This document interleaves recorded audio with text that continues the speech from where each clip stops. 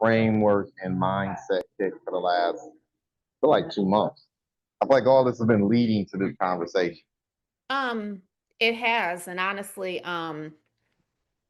what inspired it really, well, yesterday was part of it, but another conversation, well, you and I had conversations about it previously about different things, there being mutiny on the ship and things of that nature, right? And Yeah. so I recently had a conversation where somebody was expressing their dissatisfaction with certain things, right? And it got me to like kind of comparing it to um some professional situations where clients of mine had that, where like, I'm working as a cohesive unit with maybe a lender, whomever, and then there's this dissension from, maybe the client I'm working with or whatever in regards to one of the people on the team. And most of the people who I work with, I admire, I respect, especially if I'm breaking bread with them. I have Yeah. the utmost respect for them as professionals. They respect me. It goes both ways, and I respect what they say and how they conduct themselves. And I would say that the majority of the people I work with are extremely professional. And so if I'm getting um some resistance or some negative feedback or even some hostility, I'm quick to be like, let me try to diffuse, resolve, come from a place of contribution, because the goal is to get to the finish line, you know. And so, in having a couple different conversations, some of them real estate related, some of them not real estate related. It really got me to thinking like how a person's mindset is definitely, everything rises and falls on that. That's going to determine your latitude, your longitude, everything about what you're doing and how you're moving and how you're sitting is going to be determined by your mindset. And if your mindset is coming from a place of negativity, hostility, and or prior trauma where you're not able to fully understand or even receive information that's being given to you, that's something that I think this conversation could benefit a lot of people, because I think that some people don't even know that that's what they're dealing with. They're just maybe turned off by a certain type of personality, or they feel like, oh, I don't like how this person's talking to me. This person's talking to me in a way that I don't like. But they're not saying to themselves, like, well, what is it about the message that I'm getting that's making me feel this way? Why am I interpreting it as something negative when, obviously we're here, we're working together as a team, everybody has a collective goal. And that requires some self-reflection. And I think a lot of people can benefit from this. Said a lot. I guess when you're talking about these circumstances where you've encountered this type of dissension or counterproductive behavior, or how a person's energy being counterproductive, Hmm. like in this example, I think I'm hearing, it sounds like you have a person that is working with your team, but because they're being rubbed the wrong way by somebody that you know is moving with the right spirit, is coming with the spirit of contribution, the person just isn't receiving. And instead of focusing on how they can take that information and constructively apply it, it sounds like they're just interested in conflict, resistance, pushing back, maybe even bad mouth and de-edifying the person you're working with. Am I hearing that correctly? Absolutely. Yes, absolutely. Yeah. 9.5 times out of 10, the person who is bringing that negativity and hostility um, is not knowledgeable in the areas that that other person is knowledgeable. And Mm, it's like, well, we brought this person onto the team to help us with these certain objectives, and we're working towards the objectives. But if you're not willing to receive this information and not willing to follow the plays that this, teammate is putting down, then, we're basically dead in the water, pretty much, and a lot of times it's like it takes a minute to get through to people, but they do at most of the time kind of follow suit after I, work on it. Like, hey, look, this is, what we're here to do, and this is this person's objective. They're coming from a place of contribution. I don't. It's always a very delicate rope to try to balance, because you don't want to alienate that person and make that person feel like they're not being heard, but you also don't want to trauma bond and feed the mm. hostility and negativity. You want to diffuse and push forward. Yeah, I get it. It's interesting. I think it was about a year ago, maybe a little over a year ago. A business owner that I had been working with came to me and said she was in I guess, a bit of a bind financially, needed capital. Her and her partner didn't make the best decisions with their business. Um, and as a result, it was urgent, it was dire, right? And me being me, um, why I acknowledged what was going on, I asked questions I needed to ask to figure out exactly what the method or what strategy should be to extricate themselves from a really bad situation financially, where they were bleeding money, they were earning, but they were bleeding the money just as fast as they were earning. And for me, what I began to ask, I wanted to figure out, okay, because if you come into 100,000 or 200,000, you haven't solved the core issue, then you're going to be right back where you're at again, right? Absolutely. So I Yeah. began asking questions to kind of figure out what's the mindset here. Like, what are the decisions that led you to this place? Why did you make these decisions? And, you know, not to be super harsh, but the reality of the matter is, oftentimes as entrepreneurs and business owners, um, what I have found to be the kiss of death is trying to keep up with the Joneses. That's number one, right? So that's something I've resisted. Like, I tell people all the time, you'll never know whether or not I have the money based on what I'm wearing or what I'm driving. You'll never know. Matter of fact, those who watch me close, they'll know that they'll observe that the more laid back I seem to be in terms of my outward appearance, um, I'm probably it's an inverse relationship, right? Hmm. The more I have, the less I spend. So um, that's kind of like my thing. Like, I'm not at the stage, and I'm not in a space where it's required that I show up and bling bling. And one of the things that I saw was this person was really, really, really concerned about how other people saw them, felt about them based on how they were spending their money. And so I knew right away that some of the expenditures they were making in their business, or mistakes they made, that was the genesis of some of it, right? The other thing that I saw right away when dealing with this person was that a business owner can be good at selling their product or service. They can know their industry backwards and forwards, right? And this business owner, to their credit, knows their industry like the back of her hand. She knows it. I have nothing but regard and respect for it, because it's very rare that I come across a business owner working in an industry where I don't know enough about it to be dangerous. In this particular instance, I was like an infant listening to the person. So I could appreciate their expertise.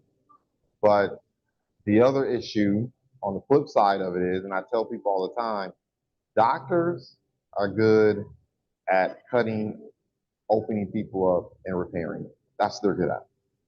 Most of the doctors and physicians that I've met, no matter how brilliant they are, they're terrible at finances. They're terrible at investment. Just terrible at that stuff, right? It's not their forte. They earn all this money. They don't know what to do with it. I tell people all the time, attorneys are good at the attorneys are good at the law.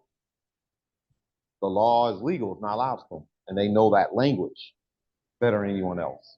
And so they don't have to be all that bright. They don't have to be all that intelligent or astute at certain things. When it comes to navigating that courtroom, you can catch serious beatdown from an attorney because they know the law, Mhm. right? And oftentimes, business owners fall into the trap of not respecting or holding someone else's expertise in a high enough regard, right? And it sounds like that is also an issue that may be present in terms of the person you're dealing with. Then I remember a conversation I had with a partner that it was a loose partnership. It was kind of like a handshake. We were doing things together. It was mutually beneficial. But I remember one day we were having a sales management conversation. Um, and I love the work that we did. I love this project we're involved in. And it was a chance to express myself, to get my nerves out. You know what I'm saying? It was a chance to write. It was a chance to touch people at scale, make an impact, change people's mindset, give them access to information. I loved everything about it. But I remember one day, and it's inevitable, even with the best partners, you're going to get into disputes. Got into a dispute. And I was talking to the person about how to shape an offer to bring in more revenues in terms of specifically ad revenues into the business and the type of conversations you need to have and the type of people you need to talk to. And I remember the person time and time again was just like cutting me off, short circuiting the conversation, sabotaging it. And finally, I said to her, I'm like, look, I've been doing this for over a decade. You drop me in any industry, and my track record says this. You drop me in any industry, once I grasp the value prop, I'm off and running. I'm going to have success. I always manage to extinguish myself in the top percentile. I haven't always become elite in everything that I've done, but I've always definitely created separation for myself and everyone else. And I was like, you have no sales management experience. Like, you have no, like, you don't have business acumen in that type of way. I was like, why are you putting this position? And I remember she said to me, she says, look, I don't care about your over a decade experience. I don't care about your achievements, your certificates, your this, your that, your this, that, and other. This is the way I feel. And yeah, and right away, it was like, I just politely bowed out. You know what I mean? Like, I didn't make it, which showed was a lot of growth for me because years ago, it'd have been like Mortal Kombat. I'd have been like, oh, really? And it'd have been a battle, right, for power and control over the business. And I just kind of let it go. I walked away from the table. I was like, that's cool. I can't empathize with you. I can't understand what you're saying, but it's just obvious to me that we're here for different things. We're just not on the same page, and Yeah. that's okay. And Yeah. I just, and so, and the person admitted after the fact that it was drama. It was trauma. It was trauma that they were dealing with. Like they knew I was right. They knew this is the direction we were supposed to go.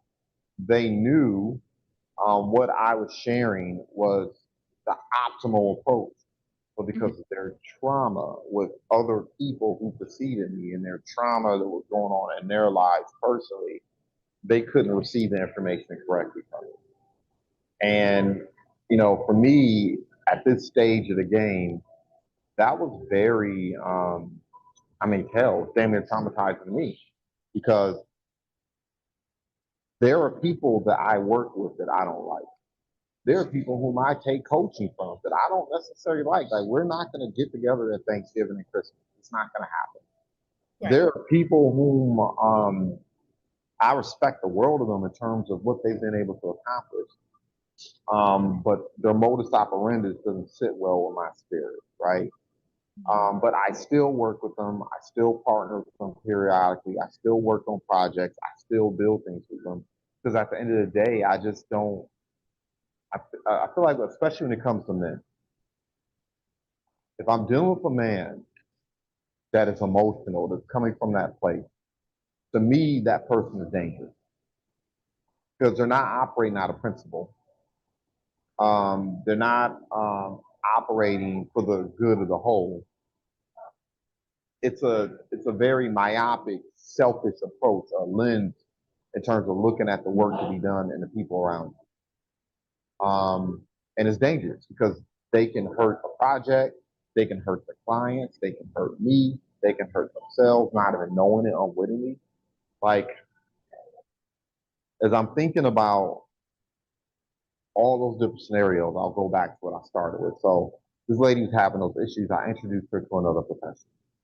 Once again, another professional that is highly effective, highly comes from the financial services industry like I do.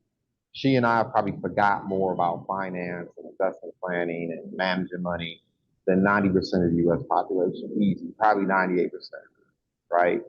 So, I mean, it's just part of our DNA, the way we see the world. But this person is in it. I'm distanced from it. I've not been in that space in that kind of way in a long time. She's in it. There are several business owners I can point up into Ward, up and down Michigan Avenue, Woodward, Gratiot, that we've collaborated on and helped those business owners scale from 5 to 6 to 7 figures, right? And pull people out some really tight pace. I introduced those people. And right away, I started getting phone calls from this person, um, talking a bad mouth and the individual I introduced, saying, she's not meeting this timeline, not meeting this deadline, not keeping her promises, this, that, and the other. And me being me, I tried to stay neutral because it's a client of mine versus someone I partner with frequently, right? So I had the conversation with the person I partner with frequently, and I didn't share all the salacious stuff that was being said, but I just kind of shared, okay, these are the bottom line issues that are transforming, right? And I also know the person's modus operandi. I know her contract because I was involved in helping curate some of it, right? I know some of the timelines she's created because I've worked with her periodically, so I know how she operates. I know the modus operandi, right? I also understand that when it comes to acquiring financing, there's so many moving parts. There's business credit, personal credit, there's tax issues, there's debts. Sometimes the people you're partnering with have issues going on in the background that can make it extremely difficult to acquire funding along a certain timeline. Also, people don't like to follow directions. You ask them to do certain things, they want to go about it their way, right? Sometimes they just don't have a healthy enough regard for another person's expertise, and they kind of half-ass the instructions that were given to them. And I knew all this stuff was taking place. And I remember I told the client, I was like, look, if you think I'm going to blow this person up on your behalf, and I know how effective they are, I've seen their track record. We've worked on projects that they've been a benefit to me and so many other people around me. You barking up the wrong tree. And, of course, I started asking about the details in terms of what was going on. And I found out that was exactly the case. The client wasn't following directions. The client wasn't providing information in a timely manner. The client, as opposed to taking the approach that was shared with her, she decided she wanted to try to hustle 2 or 3 other things on the side, right? Getting involved in all these other projects. And I was just looking at her like, it was like that danger zone. So what's the danger zone? The moment you start running, the moment work with you starts contradicting my principles and values, like my core principles and values, you're not my ideal client. I'm gonna let you go.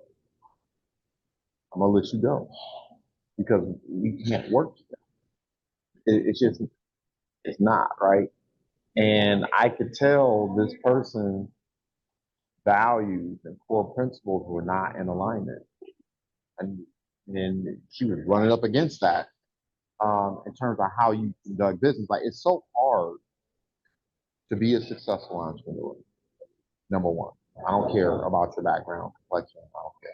It's difficult to be successful over the long term. You can have moments, but it's difficult to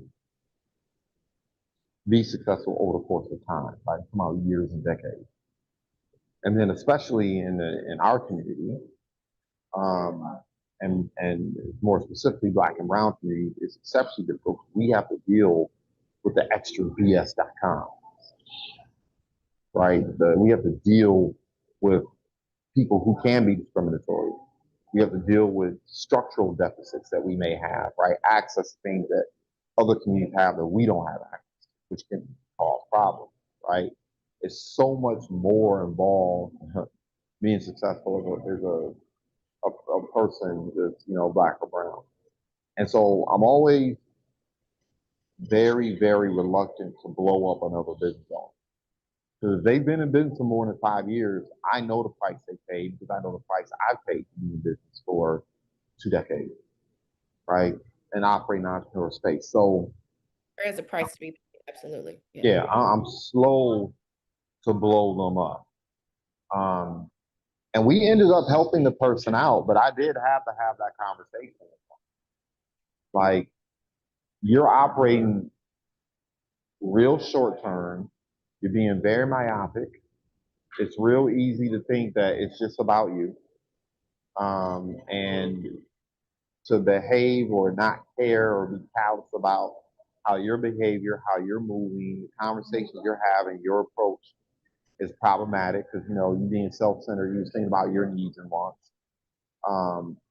It's like the person that comes into the restaurant and doesn't want to be seated by the host. They just want to seat whatever they want to sit. Well, you don't know whether or not that table's been reserved. You don't know whether or not that waiter that was working that section is in the middle of a break, or whether or not they're waiting to change shifts. You don't know. You don't know um, whether or not the restaurant owner has decided to shut down that section of the restaurant because the traffic slows down at that time. But you want to insist on having it your way. And all you're going to do is create a worse situation. Number one, you're not going to get the customer service you expect because if the person isn't available to serve you, that means you're going to be sitting there 15, 30 minutes and you're going to have a bad experience.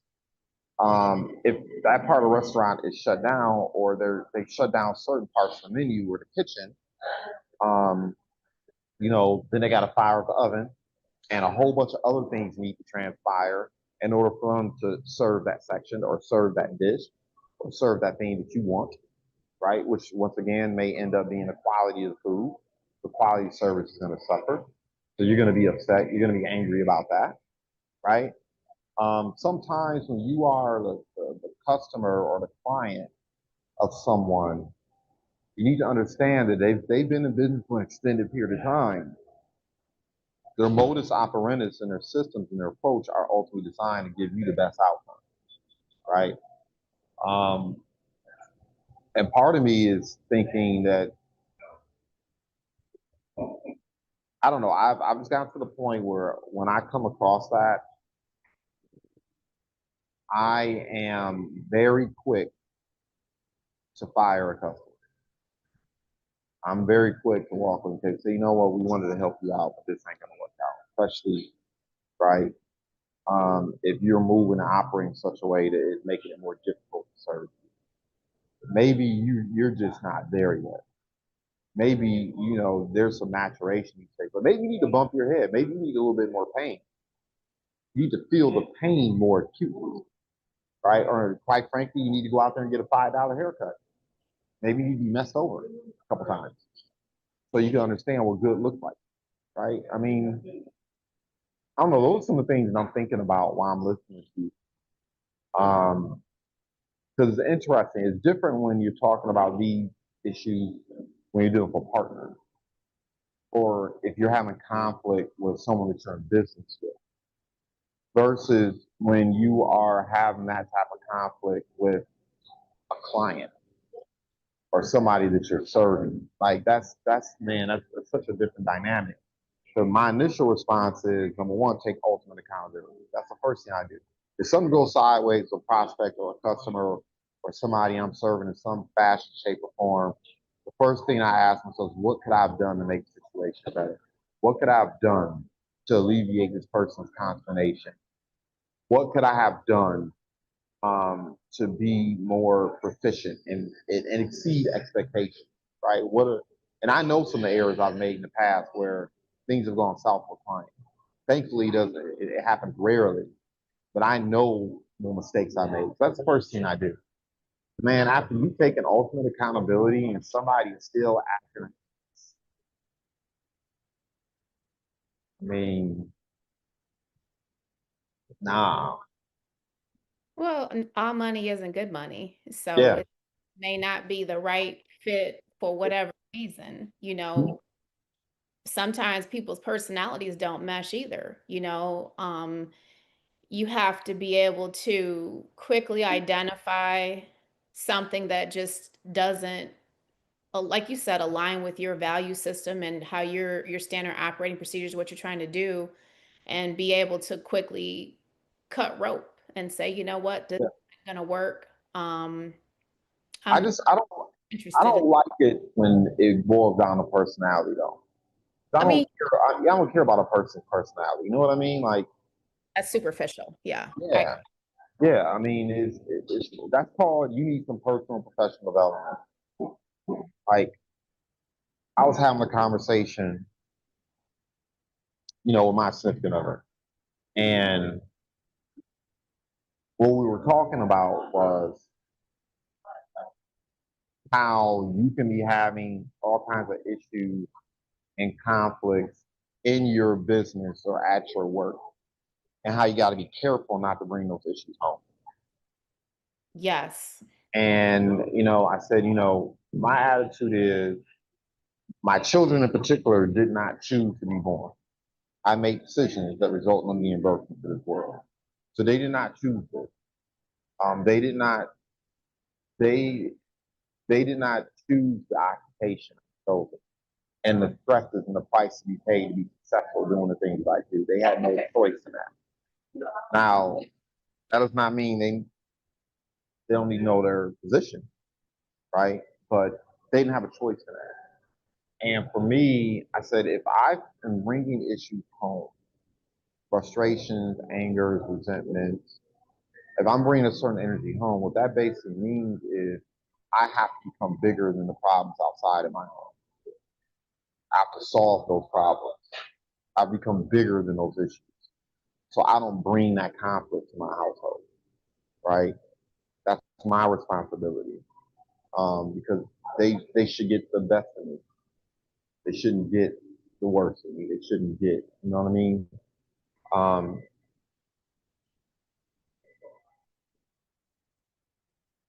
I don't know. I'm just thinking, like I said, I can see the people's faces whom I just don't vibe with. I don't like the personality, but I would never detonate a deal or detonate the bag, mess up the bag, fumble the bag um, over a person's personality alone. It's just like, okay, these are the conditions I'm going to work with you. These are the things you're effectively good at. I'm going to give you the space to do what you need to do. Like, I don't know, like, as you can tell, I bristle whenever I hear someone hating on someone just because they don't like their personality. Like, I bristle on because you don't know what that person's going through. You don't know what issues, demons, traumas, whatever it is, they're dealing with, right? And as long as their behavior, never mind their personality, as long as their behavior is not problematic, that person has value, right? I don't know. I'm listening to you, and that's what I'm thinking about.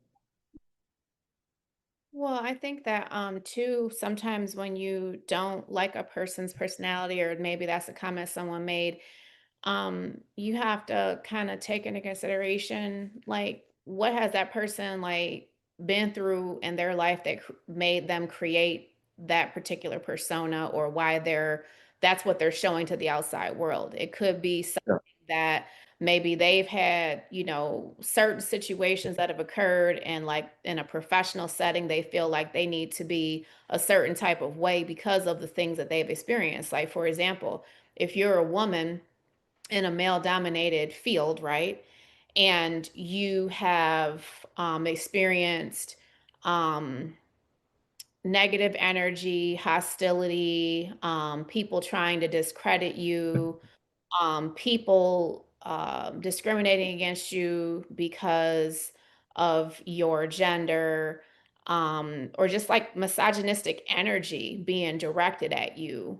You, you putting myself in that situation, move a certain way and look at things a certain way. Like if you're going on a job site, you're like, all right, let me throw on my uniform so people know like I'm here for business. It's there, I'm not here for any other purpose. Um, Yep. and like even when people try to make small talk with you on that type of environment, you're quick to not respond to anything that doesn't have to do with work Mhm. because your mentality is like, I don't want to open that door to where, someone might misconstrue that for something other than, hey, this is a professional situation. I'm here to get the bag. And so, having those kind of experiences myself, I feel like someone looking, outsider looking in could be like, oh man, like she's dry. She doesn't have no personality, or she's not approachable, or she's not personable. It's not any of those things. It's just mainly being aware of how in that particular environment things can get misconstrued, or someone could mistake you being cordial and nice as something that it's not. And so you're Yep. very aware of those things. And, like you said, to the outsider, they might be like, well, I don't like her personality because she's not personable. Not knowing that this person has been through 10 years of people trying to discredit you, people trying to sabotage your projects, people trying to steal money from you, steal materials from you. People who you've collaborated with, like just straight up, like taking the dagger and like twisting it, you know. Um, and I'm laughing about it, but there's nothing funny about it. You know what I mean? Mhm. Those are situations that I have, experienced in a professional setting, where that kind of stuff happened. And as a result, there's certain type of projects that I won't take on, certain type of situations where I'm like, not for the kid. Thanks, but no thanks. Yep. So on and so forth. And it's all based off of experiences in that field with at the hands of other people. And some of the stuff is just downright diabolical, where you're just like, Mhm. like this right here is crazy. This Mhm. crazy work right here. Like what's really going on? Like, do I remind you of someone who um victimized you? Like what is this? Yeah. You- um Yeah. and I'm quite sure it's not just me. I'm quite sure it's happened to a lot of people. Like, you've talked about um hostility being thrown at you, and like we say, with the only pepper or cinnamon in the room, and you're getting these vibes and you're like, oh wow, this is special, you Yeah. know par for the course, of course, because this is the business that we've chosen. So Yep. well, anything that I just described, I'm not taking none of that stuff personal. I'm just, sharing the experience and, saying, hey, it didn't go unnoticed, but I'm still here. And I just use those experiences to guide me. And I know what to do, and most importantly, I know what not to do. Because like Yeah.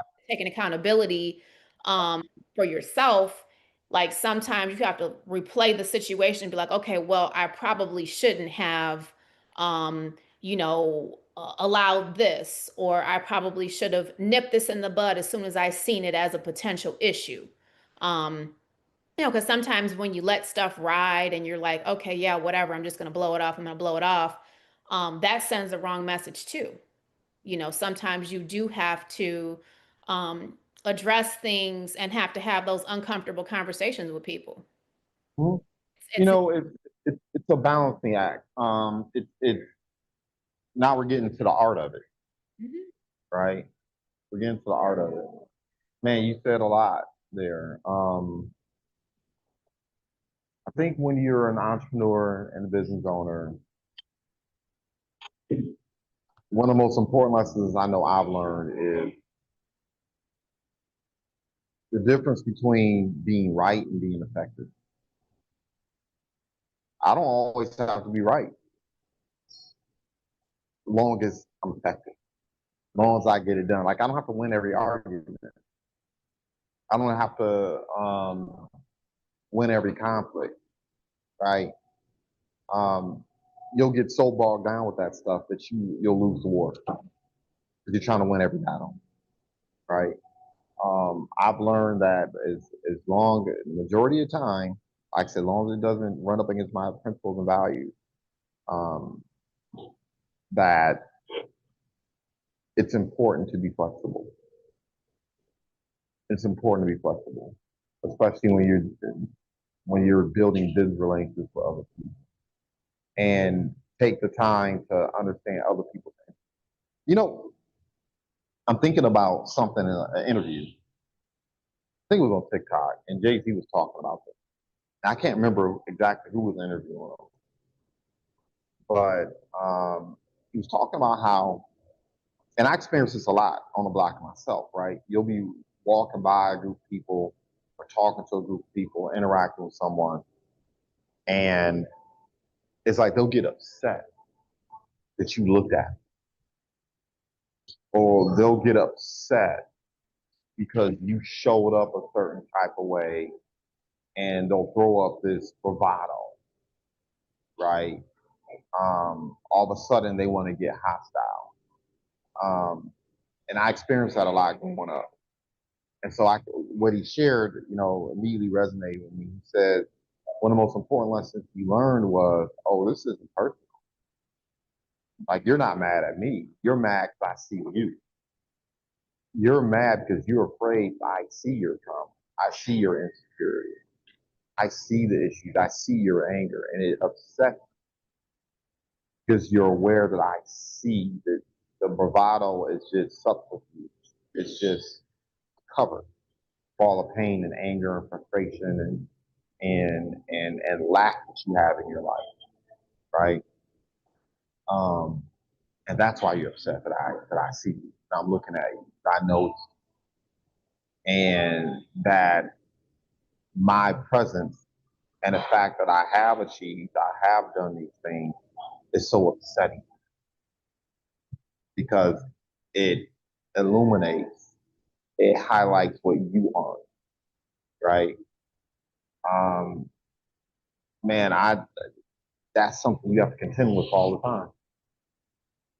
Something you have to contend with all the time.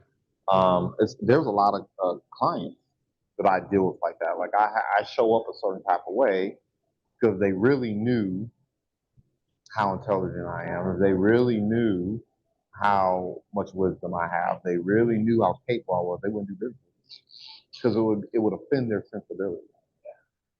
So sometimes I do play the game where I just kind of sit back and I smile and I let them think they're in control. I let them think I don't know anything. I just let them do their thing, right? Um, Human nature, man, and people's mindset, frameworks, and insecurity. Like what you did was basically decide that I'm not going to try to be right. I'm going to try to be effective, right? I deal with that all the time when I'm dealing with business owners who are lighter skinned fellow citizens here in the United States.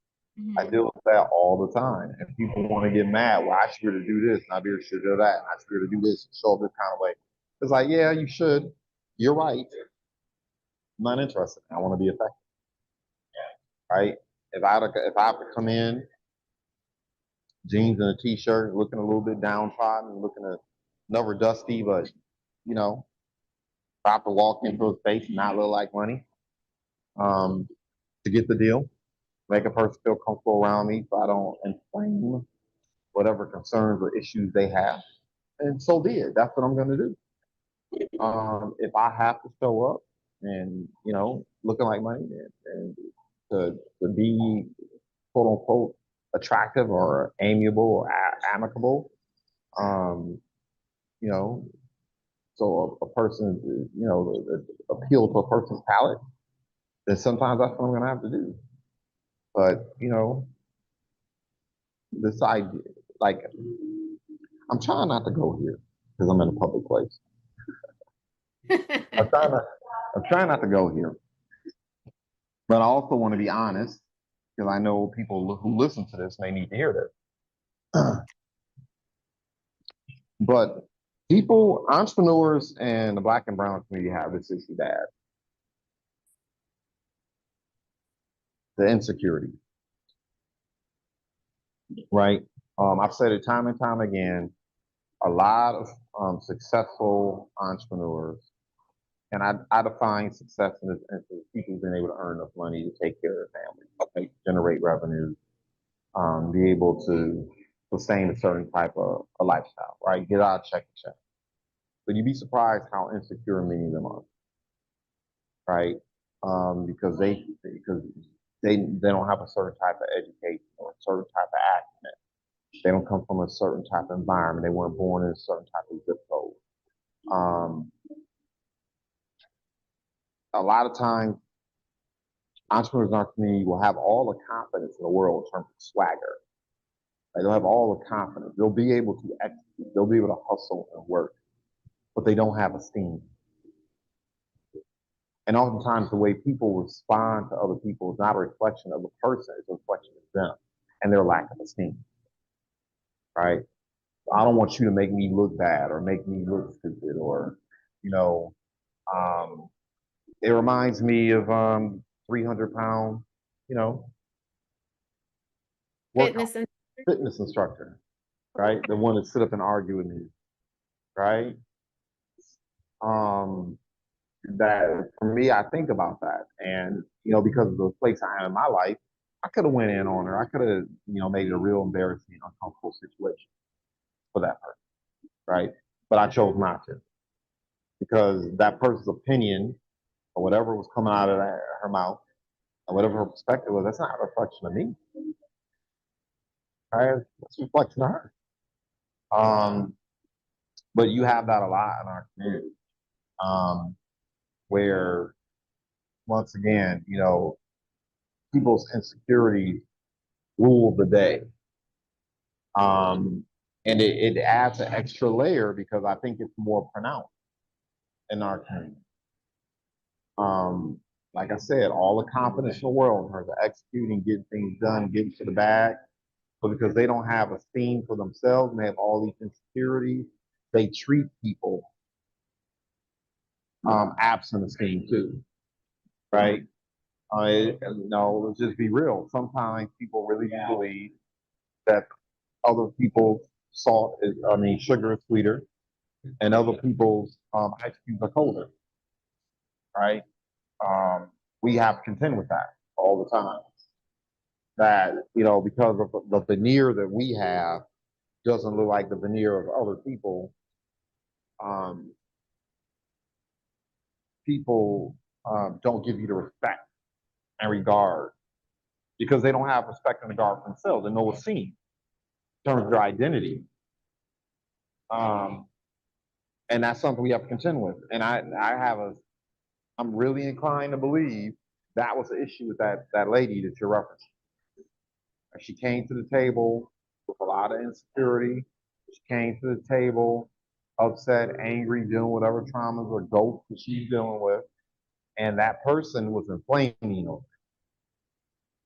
Like, I yeah. yeah, who are And you to tell me? Well, my 20 years is why I'm telling you this. Who are you right. to tell me? Well, let's look at the library. Let's look at the degree certifications. Look at the track purchase test. That's why we're having a conversation. And even the person who it was the negativity was directed towards was able to quickly identify it and Mm-hmm. like to the side and was like, "Look, Adrian, I need you to do X, Y, and Z because this person Yep. isn't receiving this information, and I'm gonna tell you why."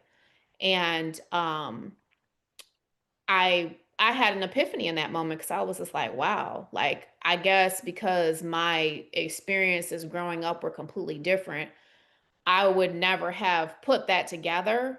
Um, Mm-hmm. something that's like happening and that's really affecting people. But once he said it, I saw it clearly. Yeah, I was, Yeah. oh wow, okay, you're totally right. Because now that you're bringing this up, I see it for exactly what it is. And he referred back to several conversations we had had, and every time he started talking, she stopped listening. It would like it would just, and she kept repeating herself, and it would just be like, okay, like what are we Yeah. doing? But it was a real conversation. Of course we did end up getting the job done, and we won the war, but it definitely taught me some other skills, and able to quickly identify those kind of things before they occur, when you could kind of see the writing on the wall, like, okay, let me quickly intervene here and have this pep talk with this person so that they can kind of get back on track with why we're really here, and why Yeah. your perception of this other person is thought he is. It's nonsense. It doesn't matter. It has no bearing on the goal here. So I think it's really important as entrepreneurs and business owners for us to be able to quickly pinpoint those situations to keep situations from derailing. Because let's face it, we're all here to be successful. We're all here to win, and be effective and efficient. Like you said, it's not about anything other than that. I want to win. You want to win. So let's win. Yeah. Yeah. It's like when you have a certain degree of esteem for yourself and you know who you are, what you are, and sometimes even whose you are, um, you're okay playing tambourine. Mhm. Sometimes it's okay to play tambourine, right? There are going to be other people who are more effective than you, more capable than you. And if you got your mind right, and you got your spirit right, and your framework right, your beliefs about who you are and your place in the world around you, you actually desire that. You want very capable, very able, very experienced, very intelligent. You want people whose gifts in certain areas outshine yours. That makes you better. Absolutely. You want those people to pour into you and Yes. up like you're their child. Because I've had that experience many times, both before being a full-time entrepreneur and afterwards. And I'm Mhm. grateful to every single person, whoever did that for me, whether they knowingly knew they were my mentor or didn't know that they were my Mhm. mentor. Even negative experiences that I've had, I'm grateful for those too, because I feel like it shaped me and molded me and showed me, okay, yeah, this right here, this was terrible. But learned. I learned, and it costs to Yeah. learn. Everything isn't going to be, oh my God, this is amazing, so wonderful, especially in the fields I'm in, construction and real estate. Oh Most my people God. can tell you, Mhm. you're never going to say, oh my God, this was so amazing. This was just so beautiful. And no, that's probably not what you're going to say. You're going to say, hey, you know what? We had some bumps along the way, but we made it, on to the I, next. So, yeah, man. It's par for the course. This is the business we've yeah, chosen in. yeah. And one of my mentors always said that too. He would always say that. He would not take things personal. People would come in acting crazy, foaming at the mouth, and he would be calm and he would listen, and he'd say, well, how can we favorably resolve this? What are we looking to do here? And there Mhm. was never any sort of like um, him talking down to anybody. Who was just very genuinely trying to work things out. Yeah. And so, yeah, it's definitely it's a mixed bag, and it's always something to talk about, and always something that you can learn and grow from in this industry and in this business, and dealing with all these different personalities and scenarios and situations that unfold on a daily basis. Yeah. the way you ultimately avoid a lot of this stuff, right? Um, is you got to remember ultimately what you're doing is you're building tribes. That's how I think about it, right? I'm building tribes,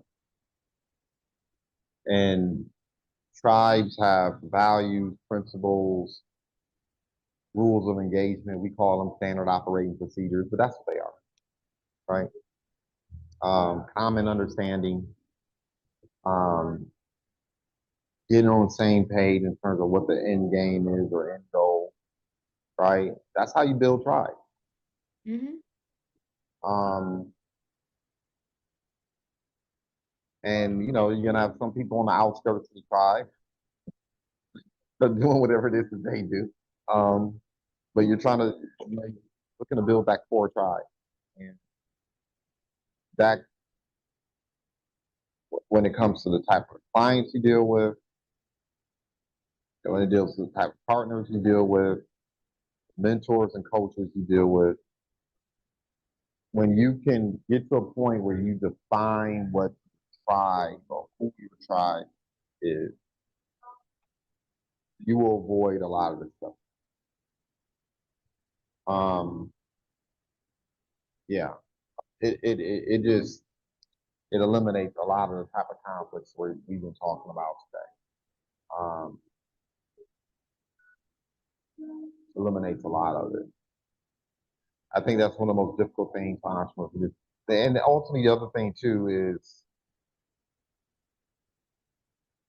be successful. So you can choose. Be successful so you can choose. Absolutely. Yeah, where you get to the point where it's not judging anyone because I've been there. I've been at a point where it's like I gotta take the business however I can get it. I know this person is effed up, but I got $100. I get it. Like I don't want anyone ever misconstrue and think that um, if you're at that place, anyone's looking down on you because any entrepreneur is being honest unless you were born on third base. Um, if you had to get out the dirt, we've all been there where we've dealt with unsavory people because we just had to do what we need to earn the revenue we need to earn, right? We've gotten in bed with some wrong. We've all learned that lesson the hard way. Mhm. But the sooner you can get on the other side of the fence, man, it's so much more peaceful. Peaceful and beneficial and more Yep. profitable when you're able Yes. to really, identify those situations that are just not aligning with your value system or what your goals are. You're able to quickly like, okay, nope, gotta pivot next. Something I've been thinking about doing that I've gotten away from is it's time for me to take another personality test, like one of those Myers-Briggs tests. Um, I remember something that benefited me early on, particularly maybe about 10 years ago, is I was much more aware of number one, how people like to learn, and I was much more aware of the motivators and drivers inside of people, right? Mhm. Oversimplification is, you have people who want to be influential, right? They want to be out front. They want to be the man or be the woman or be the boss, right? And those type of people typically don't they don't fare well if they can't be out front. If they can't get the recognition. And it's good because those people also tend to be ambitious. But it's problematic too because sometimes those people will take shortcuts. And then if they can't be out front or leading the thing or controlling the thing, um, they'll abandon it or even sabotage it. About to say that or sabotage it. Yeah. Yes. Then Yes. you have then you have people who are And um, that's within itself. That's very dangerous. Yeah. yeah, gotta watch them. Then you have people who are they just want everybody to get along. Mhm. They want everybody to love each other. It's like, yeah, I know this person did this, but we're all people and gotta empathize with them. And They just want people to have warm, fuzzy feelings towards each other. They just want stability and community and camaraderie, and they want everybody, regardless of whether they're contributing or not, or if they're problematic or not. They just, and you need those people. Those are the glue people. Those are the relationship people. But those are also the people where when the shit gets thick, when conflicts arise, when a decision needs to be made, it's not popular, it won't feel good, that it's going to be tough. You don't want those people in charge because they won't make the tough decision and they won't say the things that need to be said. Sometimes, I mean, people forget that entrepreneurship is blood sport. Underneath it all is blood sport. It's competition. So, in order to remain competitive, or it's like I compare them to people like if you had a arm that was gangrene from the elbow down, that person would be trying to still save that part of the arm. Where the reality of the matter is, if the rest of the organism is survive and grow, you got to cut it off. Those people won't do that, right? Um, you have people who are focused on the bottom line. They don't care how the sausage gets made. Let's get it done, right? They execute. They meet timelines. They meet deadlines. They make sure that hook or crook the sausage gets made, right? And you need result oriented people. But Mhm. sometimes result oriented people don't care about people's feelings. They don't care about whether or not there's camaraderie. They just want the result. Um, they don't care how many eggs get cracked along the way, right? Their attitude is, well, hell, we're making an omelet. Some eggs got to get opened up, it's got to happen. But you need those people. But that's the flip side of it. You do. Uh, You need a nice balance. You do. yeah, yeah. Some of those people can act like I'm trying to think of it. Is it more like sociopath, psychopath? But you get the point, right? They can borderline personality disorder people. Like they just don't have the empathy for all of that stuff. Let's just get it done, Right. right? Um, then you have the creators, right? The creators are like, hey, we're creating this, ideals, vision. Um, they can see typically 3, 4. They live. They exist on the edge. They see things first, Mhm. right? They tend to be very idiosyncratic. A lot of nerds. They may not think they are, but they're creative. They're always thinking of solutions. They're always thinking and pontificating about what the next steps need to be. They typically look to account for all the elements that are circling around them. It's like, so there's one form of intelligence. There's the type of intelligence where you can learn things and regurgitate. You can memorize things. You can you can grasp a business model and execute, right? And make things happen. That is a form of intelligence, right? But there's another form of intelligence where you can take different pieces of information and aggregate and capsulate and figure out where it all goes, where it all fits, and create something novel or new, right? Um, Creatives can also take you off track. They become so committed to the vision, not realizing that no, man, you're climbing a ladder, and I know what you envision, what you think's going to happen. I get it. Your heart's in it, but you're climbing a ladder to a building, and when you get to the top, you might not like what you're going to see. Right. Right? Sometimes creatives are not necessarily, on the flip side of it, sometimes creatives are not necessarily grounded in the reality of a situation. They can be blindsided because you're so committed to your vision, you're so committed to the creative energy, you're so committed to the thing, you don't even realize that you're surrounded by adversaries and they are sticking daggers in your behind. You know what I mean? Like you haven't done the work to bring a lot of people along with you, right? Right. Um, and creatives can kind of be like influencers in the sense that the moment you disrupt the project, the moment they fall out of love with the project, they may jump ship. It's just a creative typically is not going to do damage on the way out. You're just going to look up one day and they're gone, Mm-hmm. right? They typically don't have the bandwidth and energy to damage people on the way out. They just bounce. You're like, what the Right. hell just happened here? Yeah, they're just no longer around. Yeah, there's no one around it. Like, on to the next creative project and endeavor. Right. So when you're dealing with people who are brilliant in a certain type of way, you have to understand how to give them their space. You have to understand how to give them enough agency to stay vested, interested, their heart to stay in the thing, and at the same time, make sure you have some guardrails. Right. You gotta have some guardrails to prevent them from veering too far off, right?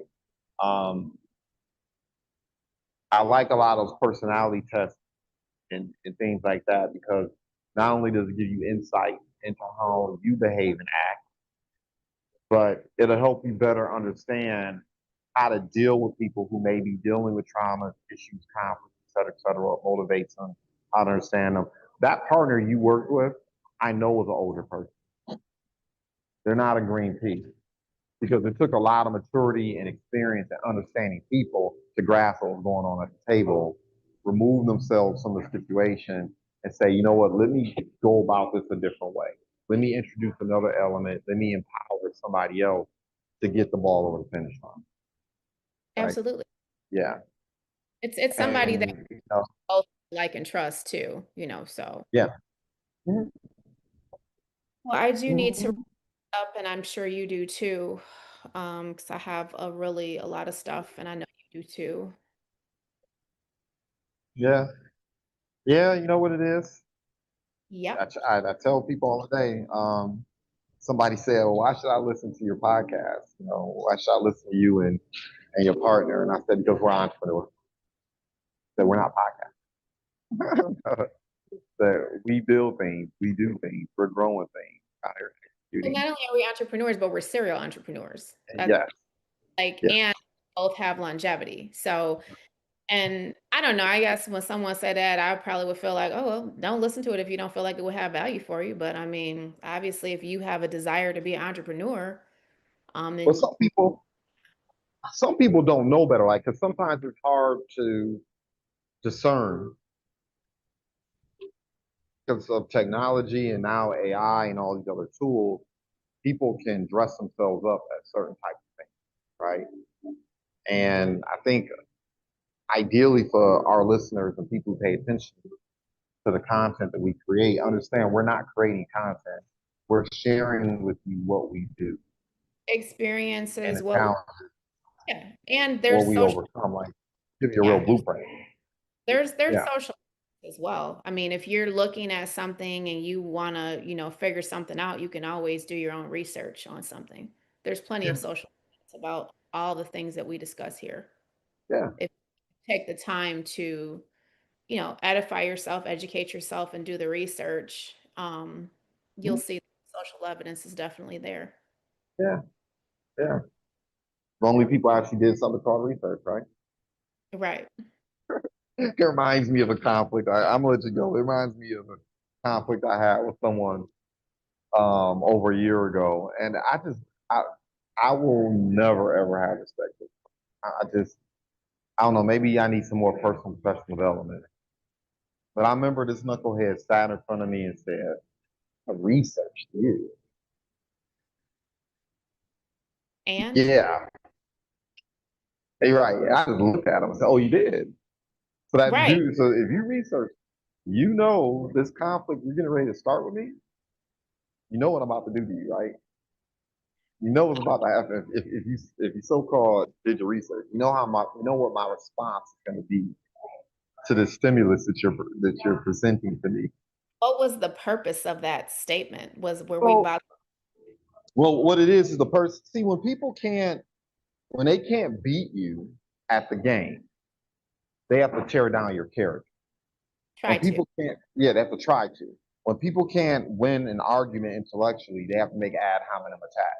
If they can't beat you at your sport, or if they can't beat you at building something, they have to try to tear down. There are people out here that succeed because they build taller buildings, and then there are people out here who have learned to succeed, at least in the short term, by tearing other people's buildings down. This guy was trying to tear me down. He couldn't come straight at me, so what he had to do was try to tear down my character. But it's like, if you really did your research, you don't succeed for 20 plus years without backbone Mhm. and without a good value prop. You don't succeed in anything. Like, one of the things the person said was so foolish. They were like, "Man, do you have any friends? You must not, do you have any?" And I looked at him and I said, "Bro, you don't get 6,000 plus contacts in your phone, and you don't make the decisions I make and move the things I move. Motivate people the way I motivate them to pull off some of these projects, unless you got a really strong network. Like, I Yeah, don't get it twisted. Just because you're not in my ecosystem does not mean there's not people in my ecosystem." So I just looked at him when he said that, and I said, for my fellow entrepreneurs that are out here, there's something called bias. When you research someone, research some objectively. Some of you are researching people and you're looking for evidence to confirm what you think already. That's not how you research people. You should be, when you research a thing or an ideal or a person, what you want to do is you want your research to go wide. You want to pull in everything you can, and then, like a puzzle, then piece things together. So you want to research the haters and the haters. You want to see their flops and you want to see their successes. That's how you really get the measure of a person, right? Um, and this knucklehead just, I don't know what he thought he was doing, but he not found out much. the hard way. Found out the hard way. I'll leave it at that. I don't. Shots Right. fired. Oh, he said I did my research. I was like, oh, you researched. So what I do is I cut off heads. That's what I do. If you come at me the wrong way, I will behead you. I mean, oh, like, take them Take diapers, take them emotional diapers off. It takes all kinds. It takes all Yeah, I'm sorry. I just had to go there. What you just said, this was a real trigger. It was entertaining to me, It's cool, and I, perfect. yeah, you gotta. The one most important lesson I've learned, and you've actually helped me with this too, indirectly, is I've learned. I'm serious, but I don't take myself as seriously as I used to. Mhm. I've learned to be easy with myself and kind of just laugh, like, this stuff happened. Right. God willing, with all the medicine and technology, I'm going to live another 50 years. I'm not going to let this one conflict or this one bad moment or this one hiccup color the next 50 years, right? So it's never as deep as you think it is. Things are never as bad as you think they are, and they're never as good as they think they are. Don't take it so seriously all the time. So you're looking real nice. I know you about to get out here and conduct some business. About the Do I have to give access to a buyer to one of my listings? I actually had a couple of appointments that fell through early today. I was supposed to go meet somebody at a commercial building, but that didn't work out. And then I had another showing, um, and that didn't work out because I have to give access because my clients don't want a lockbox on the property. Um, so, yep, I'll be leaving here they short. don't want a lockbox. No, they do not. I have a lot of clients who don't want that. They've usually when that's the thing, they have been traumatized by vandalism and Ah. lockbox, but I use Sentry locks, which um, are harder to get into, but people have broken Sentry locks at several of my listings as well. So they just feel like they don't want, that kind of attention. That's why a lot of people don't want sign. That is true. A lockbox is a, yeah. Yeah, Mhm. come kick me sign on your back, a lot of times. So they don't want that. And so, I just vet the buyer's agent and, to have them to send over their buyer's pre-approval and or proof of funds. And then, I'll approve the appointment and we'll go from there. Um, you saw the duplex I sent. Yeah, the one on Pasadena. Mhm. Yeah. Yeah, we talked about it yesterday. You said you had some Yeah, we got some biters. We're gonna see the series.